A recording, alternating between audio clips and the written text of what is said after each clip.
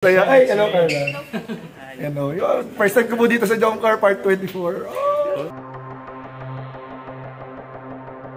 Hello po.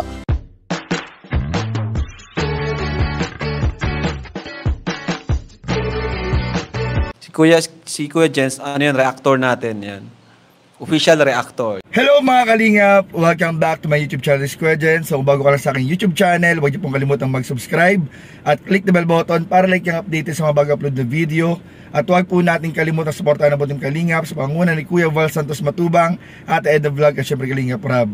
At pakisuportahan din po ang aming mga kasama sa Butim Kalingap. Nandiyan po ang K-Boys, Kalingap Partner, Kalingap Reactor at lahat po ng charity vloggers sa buong Pilipinas sa tumutulong sa mga kabayan natin ng lahat mahirap.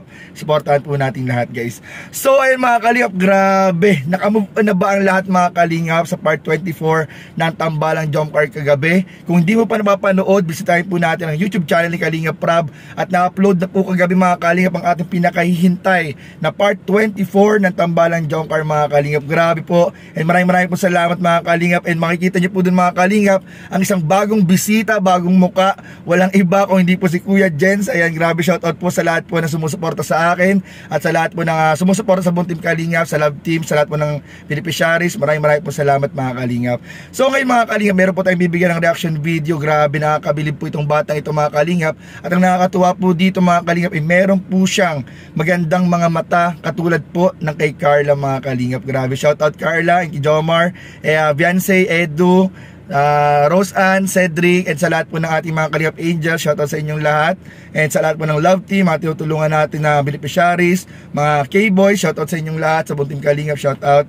So yung mga naalala ko mga Kalingap, kasi grabe po yung batang si Natasha mga Kalingap, yun po yung ating bibigyan ng reaction video ngayon, kasing ganda po ng kanyang mga mata, ang mata po ni Carla. At katulad po ni Carla mga Kalingap, dedicated din po itong batang ito na may ahon ng kanyang pamilya sa hirap, at yung pagsusumika po niya mga Kalingap na makatulong sa kanyang mga magulang ay sobrang nakakabilib. Talagang hinangaan din po ni Kalingap Rob at ng ating mga kasama sa K-Boys mga Kalingap. So ano nga ba ang istorya ng batang ito at ano nga ba yung kinikwento ko sa inyo mga Kalingap? Tara, sabay-sabay pa rin panoorin. Bigyan ng reaction video in 5, 4, 3, 2. Natasha, ito na si Natasha, oh, ang laki-laki na. Oh.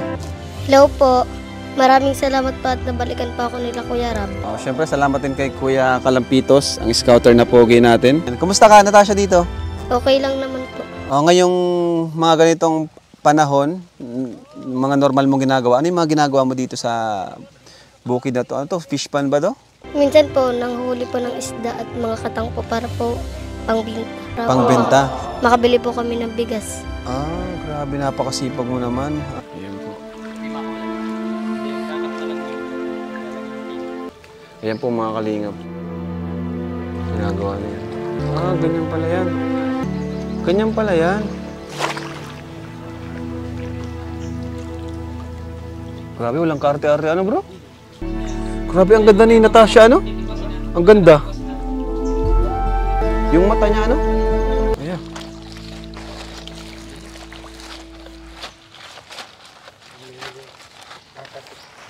Ilan yan, kuya? Ilan? Apir, ang galing mo. Nakakabilib ka. Di ka man lang tatakot dito. Pati ka rin na didiri sa mga basura. Palagi mo ginagawa yan? Matagal na? Matagal na po. Ah, bata ka pa ginagawa mo na? Ah, kaya naman pala. Hindi na siya lumaki. Anong ginagawa mo sa pag naibenta mo yun? Yung mga napulot nyo? Yung iba po, binibigay ko sa mama, tapos nabili po ako pagkain. Bili kang pagkain. Bakit medyo naluluha ka? Sobrang saya ko po.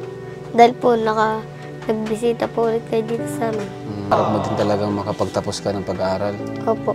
Ano bang gusto mong maging trabaho, Natasha? Model? Artista?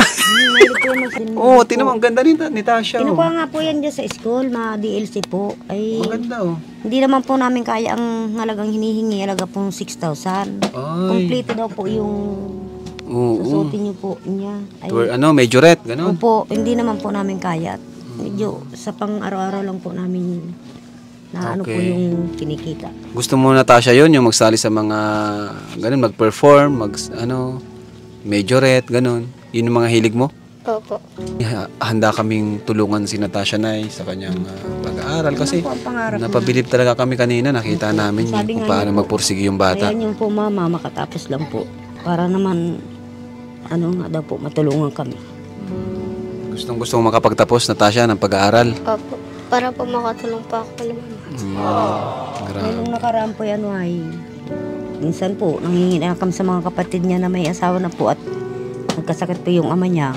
Nag-maintenance po ng gamot. Ayos naman na po ngayon. Magaling na. Saka ang sipag po ni Natasha, sipag Ay, sobra po ano niyan. Sipag po. Di siya nadidirit dun sa, anong tawag dun? Anong tawag dun sa tubig dun? Anong tawag sa ganun? Sa inyo? Anong tawag dun? Putikan po. Dagat po yun, pero pag nagbaba po kayo dun, puro putik po yun, tas mga basura. O dun sa putikan na may basura, di siya nadidirit na eh. Hindi man po sanay po siya mag ay. Pag po siya at may ganyan pahibasan. Sabi niya, mama, punta ako para may ulam tayo. Sige, nang may pambaong kat piperitos na lang natin. Sunod nga sabi ko, challenge namin sa sarili namin sa mga K-boys. Gagawin namin yung ginawa ni Natasha. Kasi parang insulto sa amin yun.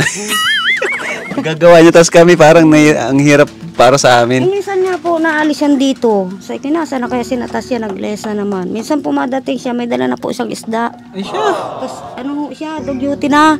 Puro putik bubaga siya. Anong naramdaman mo na? Pag nakita mo siyang gano'n na may dalang isda tapos putik-putikan. Ano po ako, sabi kay, may ulam na po. Sabi kay, may ulam na tayo Natasha. Hindi na tayo ko, Galing naman ito siya. Nakaka-proud bilang nanay. Grabe mga kalingap, nakakabilib nga po talaga itong batang ito at supportahan po natin itong bagong tinutulungan po ni Kalingap Rab. Actually, 2 years ago, napuntahan na po ito nila Kalingap Rab, and dahil po medyo malayo po yung kanilang lugar, ay ngayon na lang ulit na balikan ni Kalingap Rab. Syempre po sa tulong ng ating scouter, si Kuya Kalampitos mga Kalingap, ay nabalikan pong muli at ng Team Kalingap, ito po si Natasha mga Kalingap. Talagang nakita po natin yung kanyang kasipagan mga Kalingap, nakita po natin yung kanyang ginagawang sakripisyo at pagtsatsaga mga Kalingap para po matulungan ang kanyang magulang at ang kanyang pamilya sa pang-araw-araw nilang gastusin mga Kalingap. Talagang nilulusong po mga Kalingap ng batang si Natasha ang ilog ng basura mga Kalingap para lamang makakuha ng kanilang mga hinuhuling mga alimango para lamang mga Kalingap may maibenta at may pantulong sa kanyang mga magulang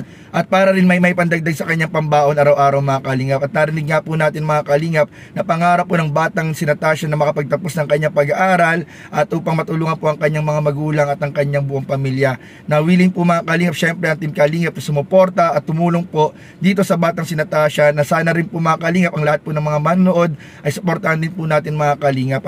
Dahil hindi po biro mga Kalingap yung ginagawang sakripisyo at pagtsatsaga po ng bata na kahit po sa murang edad niya mga Kalingap ay hindi po niya iniinda mga Kalingap kung umulan, umaraw, talagang lumulusong po sa putikan, sa ilog na hindi po natin alam kung anong meron, maaring may buhaya, maaring nakakatakot kasi kahit nga sila Kalingap Rab medyo kinabahan sa paglusong mga Kalingap dun sa lugar na pinanguhulihan ni Natasha nung mga malilit na limango at hipo na kanilang hinuhuli. Grabe mga Kalingap. Pero grabe, abangan po natin mga Kalingap dahil sa susunod daw pong pagbalik ng Team Kalingap ng K-Boys kay Natasha ay i-challenge po ng K-Boys ang lahat ng mga kasama po natin na lumusong din po para masubukan po yung ginagawang sakripisyo po ni Natasha. And ayun mga Kalingap, supportahan po natin, panoorin po natin yung full video, full length po ng video ni Kalingap tungkol kay Natasha sa kanyang YouTube channel. Bisitahin po natin at wag po natin kalimutan suportahan ang Team Kalingap sa pangunguna ni Kuya Val, Ate Edna at Kalingap Rab at lahat po na bumubuo sa Team Kalingap. Maraming po salamat mga Kalingap at huwag po natin kalimutan mag-like, comment, share, and subscribe sa ating mga video. Maraming salamat. God bless. Bye-bye.